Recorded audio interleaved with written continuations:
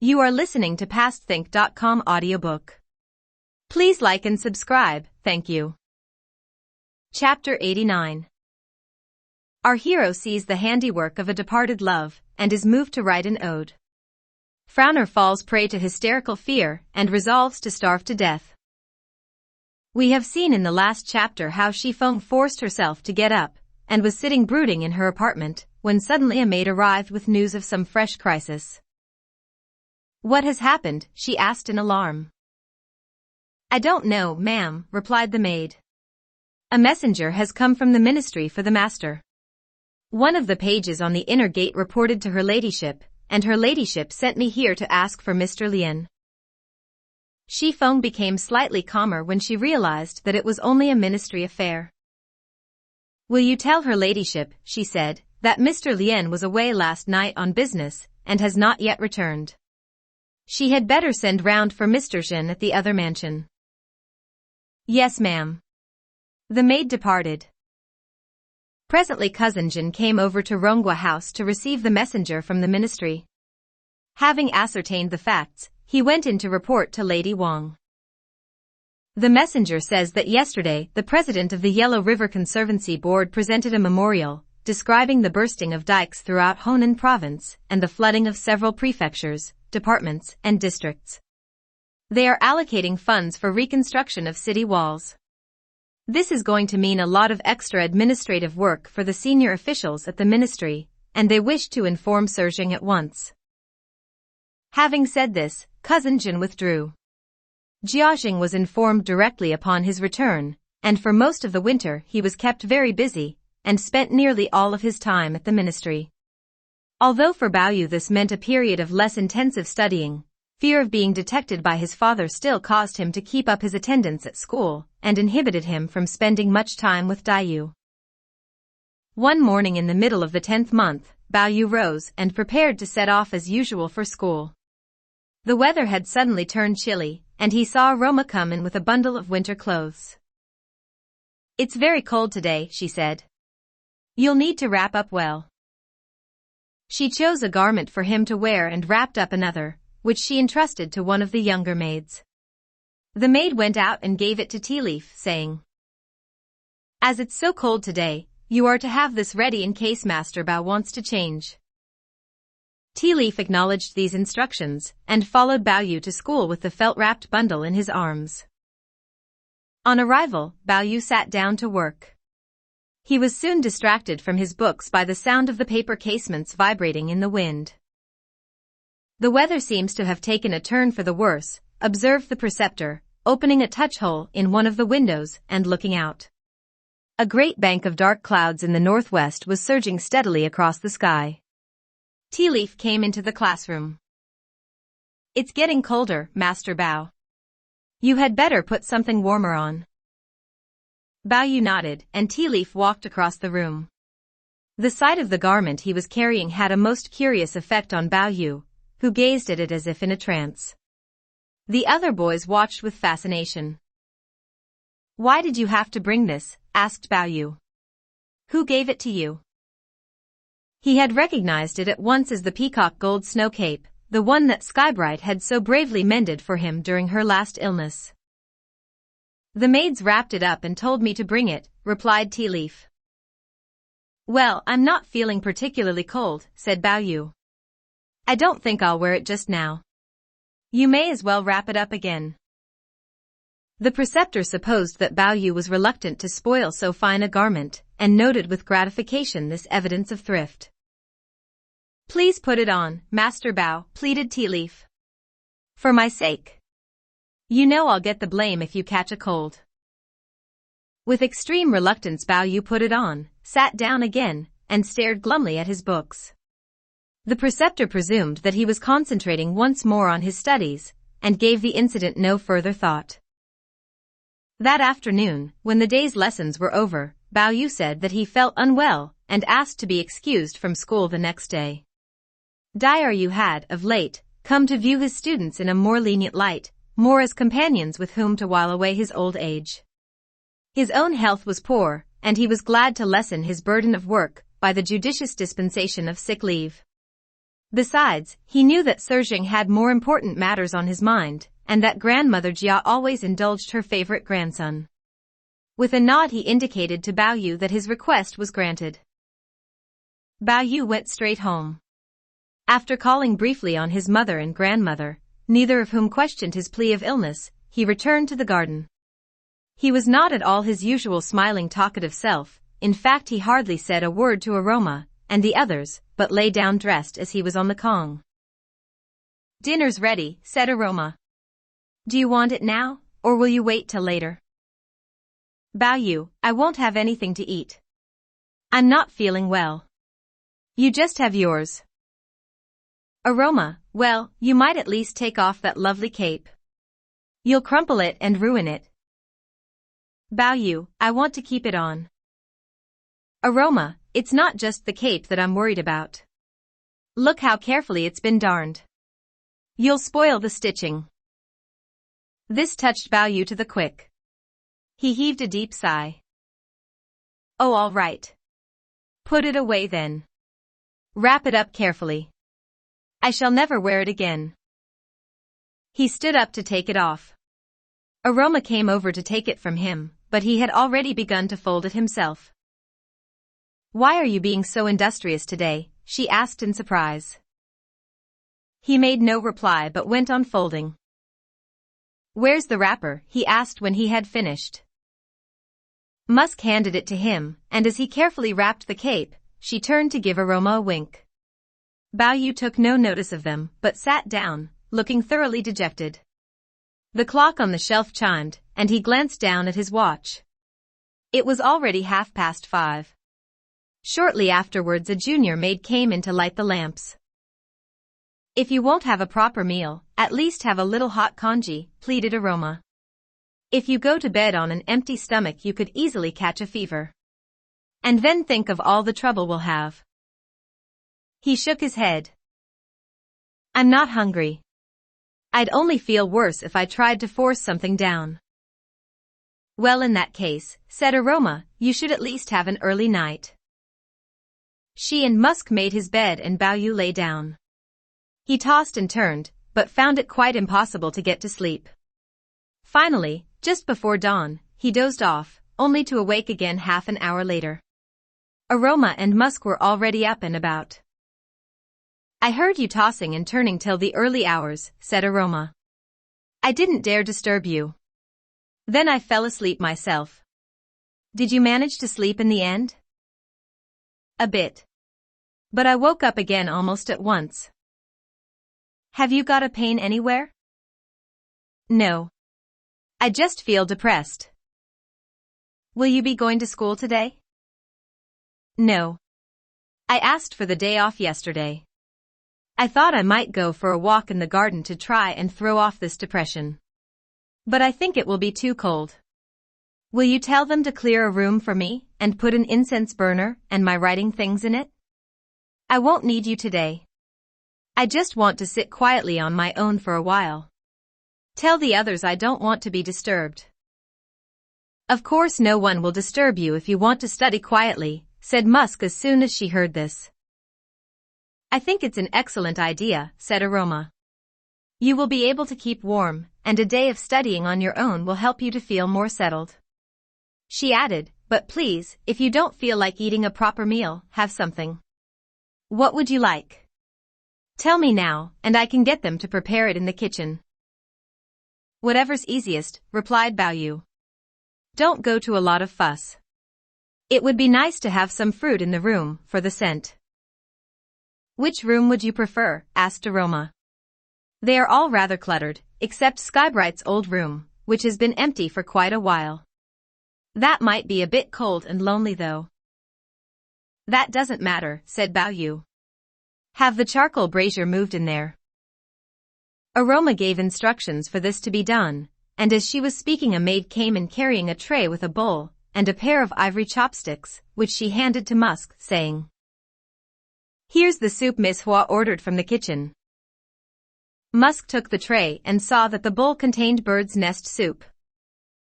"Is this what you ordered?" she asked Aroma. "Yes," replied Aroma with a smile. I thought that as Master Bao had nothing to eat last night, and as he spent most of the night tossing in bed, he'd feel rather empty this morning, so I sent the younger maids to order this specially from the kitchen. She told the maid to bring up a table, and Musk served Bao Yu with the soup. When he had drunk it and rinsed his mouth, Ripple came in. "The room's ready," she said. "We're waiting for the fire to get going properly, and the air to clear, and then you can go in, Master Bao." He nodded, but was too lost in thought to reply. Shortly afterwards a maid came in to report that his writing things had been laid out. She received a perfunctory acknowledgement from Bao Yu, and was immediately followed by another maid, who announced that breakfast was ready and asked where he wanted it served. "Oh, just bring it in here," said Bao Yu. "There's no need to make all this fuss." The maid went out and returned with his breakfast. Bao Yu laughed and turning to Musk and Aroma said, "I feel so depressed. I honestly don't think I could manage this on my own. Why don't you two join me? That might make the food taste sweeter, and then perhaps I might be able to eat more of it." Musk smiled. "That's just a whim of yours, Master Bao. You know it wouldn't be right for us to eat with you." "I don't agree," said Aroma. "We've often drunk wine together in the past. I think it can be allowed as an exception to cheer him up. Though of course as a regular practice it would be quite out of the question." So the three of them sat down, Bao Yu at the head, and the two maids at either side of the table. After breakfast, one of the junior maids brought in the rinsing tea, and Musk and Aroma supervised the clearing of the table. The tea was served and Bao Yu sat in gloomy silence again. "Is the room ready yet?" he asked eventually. "Ripple came in earlier on to tell you," said Musk. "What a silly question." After sitting there a moment longer, he made his way over to Skybright's old room. Having lit a stick of incense and arranged the fruit on the table, he dismissed all the maids and closed the door. Aroma and the others stood outside with bated breath. He selected a length of pink paper with a gold splash on it and flower patterns in the corners, said a short prayer, raised his brush and began to write. From Green Boy to Sister Skybright. May this ode, offered with libation of tea and burning of precious incense, find acceptance in your sight, O sweetest and most inseparable friend. Alas, that in so cruel a storm your life should end. Your voice is gone, it's tender music none can learn. Forever eastward flows the stream, never to return. Though dreams may never show your face to me again, I see the peacock cape and feel a haunting pain. When he had finished writing, Bao Yu took a burning joss stick, held the paper to it, and set the ode alight. He sat in silence until the bundle of incense sticks had burned to the end, then opened the door and walked out. "Why are you coming out again so soon?" inquired Aroma. "Are you feeling low again?" He feigned a laugh. "I was rather depressed earlier on. I needed to be on my own for a bit in a quiet place. I feel better now. I think I shall take a stroll." He walked straight out into the garden. When he reached the Naiad's house, he called from the courtyard. "Is Cousin Lin at home?" "Who's that?" replied Nightingale. She raised the door curtain and saw him standing there. "Oh, it's you, Master Bao," she said with a smile. "Miss Lin is inside. Please come in and sit down." As Bao Yu went in with her, Dai Yu's voice could be heard from the inner room. "Nightingale, please ask Master Bao to come in and wait a moment." Bao Yu, walking towards the inner room, stopped to admire the pair of calligraphic scrolls that hung one on either side of the doorway. The calligraphy looked recent and had been done on strips of dark purple paper, splashed with gold and decorated with a pattern of clouds and dragons. The two lines ran, Through casement green the moon shines brightly still. In bamboo chronicles the ancients are but empty words. Bao Yu read them with an appreciative smile and passed through into the inner room. What are you doing, cuz? He inquired with a smile. Dai Yu stood up, took a couple of steps towards him, smiled and said, Please sit down. I'm copying out part of this sutra. I only have 2 lines left to do. I'll just finish and then we can sit and chat. She told Snow Goose to pour him some tea. Please carry on writing, said Bao Yu. Don't take any notice of me. His attention had been caught by a painting hanging on the center wall of the room. It was a vertical scroll showing Chang'e, the moon goddess, with one of her attendants, and another fairy, also with an attendant who was carrying what seemed to be a long bag containing clothes. Apart from the clouds that surrounded the figures, there were no background details of any kind. The linear style of the picture was reminiscent of the song Masterly Long Mian. It bore the title The Contest in the Cold, written in the antique Biafan style. Have you hung this picture of the contest in the cold here recently, cuz? Asked Bao Yu. Yes. I remembered it yesterday, while they were tidying the room, and so I brought it out and told them to hang it up. What's the allusion in the title? Dai Yu laughed. Surely you know. It's such a well-known poem. I can't quite recall it at present, confessed Bao Yu, smiling rather sheepishly. Please tell me. Don't you remember Li Shangyin's lines? Braving the cold. Fairy Frost and Lady Moon parade their rival charms. Of course, exclaimed Bao Yu. How exquisite. And what an unusual subject. This is the perfect time of year to have it up too. He continued to amble round the room, inspecting it in a leisurely fashion, and Snow Goose brought him a cup of tea.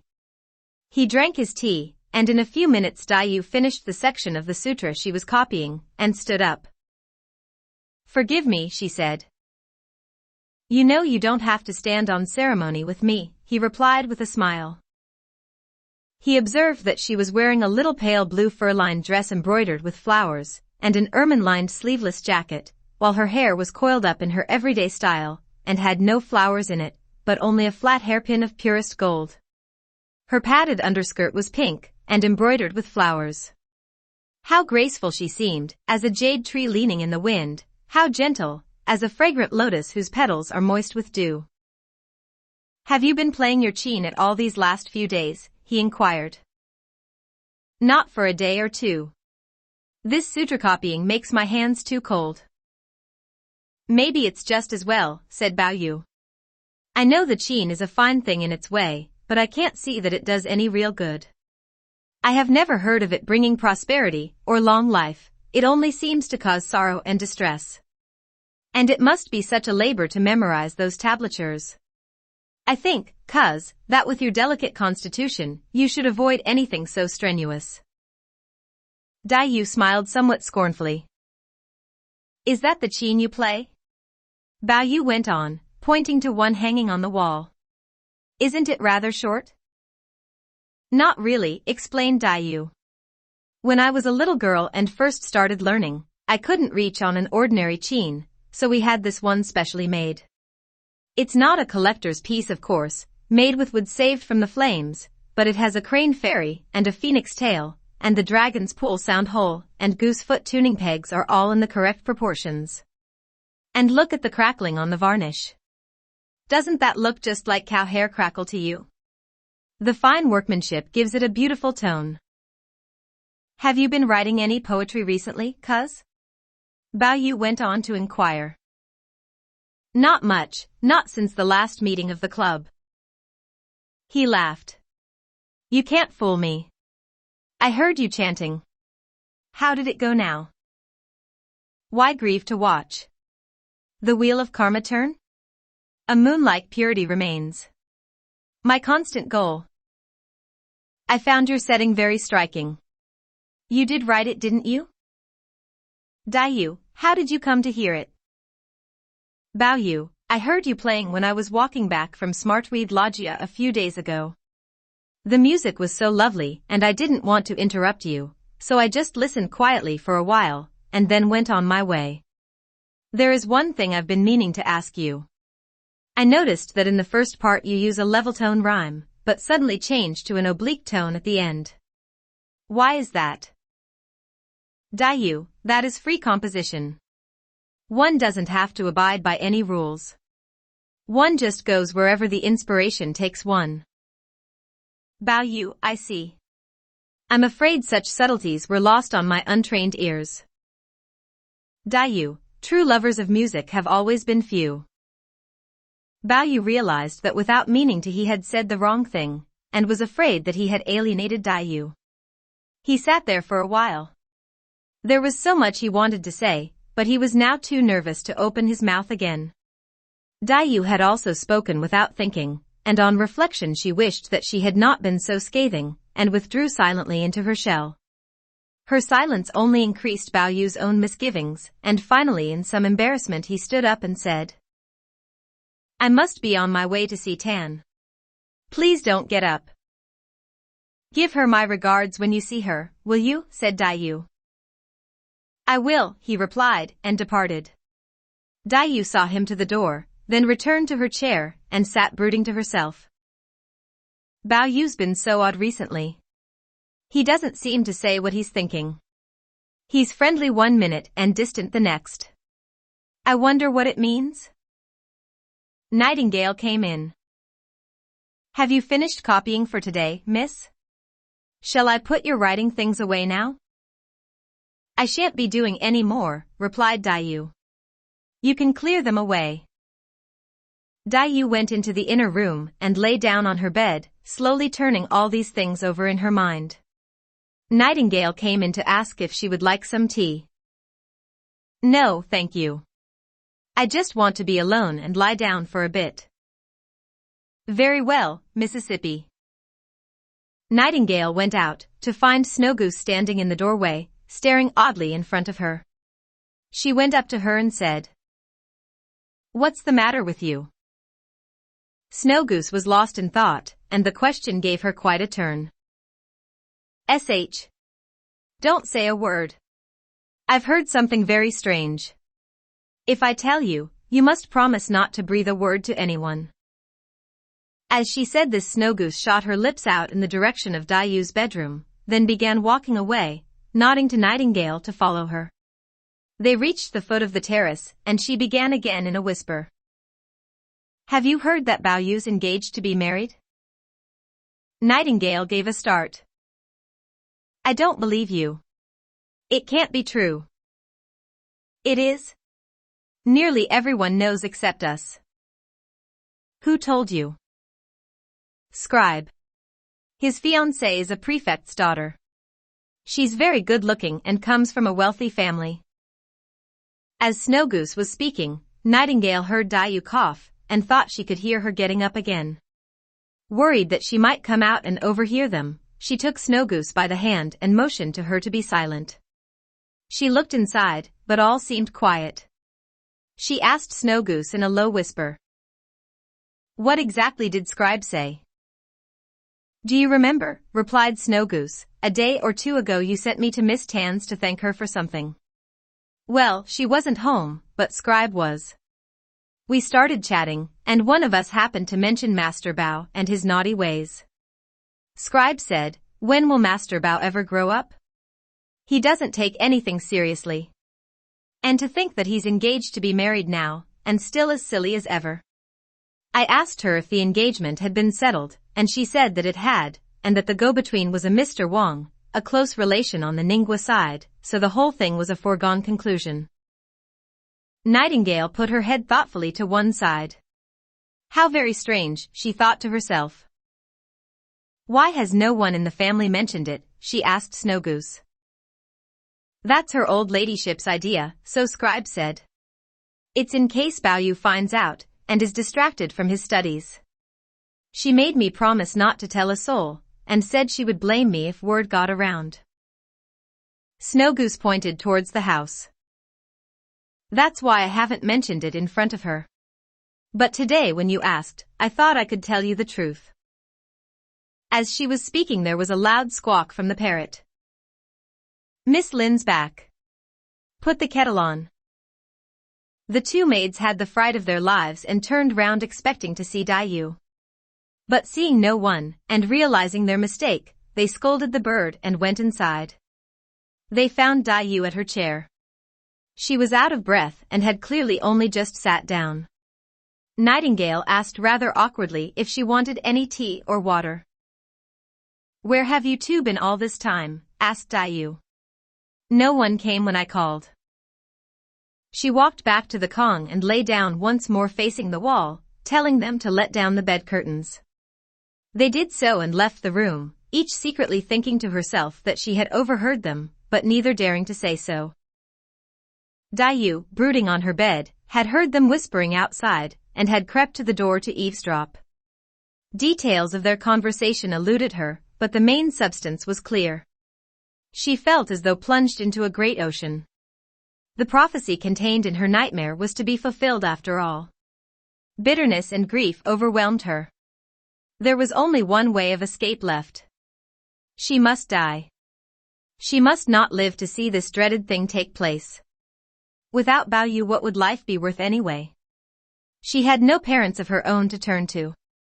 Surely if she neglected herself daily from now on, in a few months she would be able to undermine her health and leave this world and all its troubles behind her.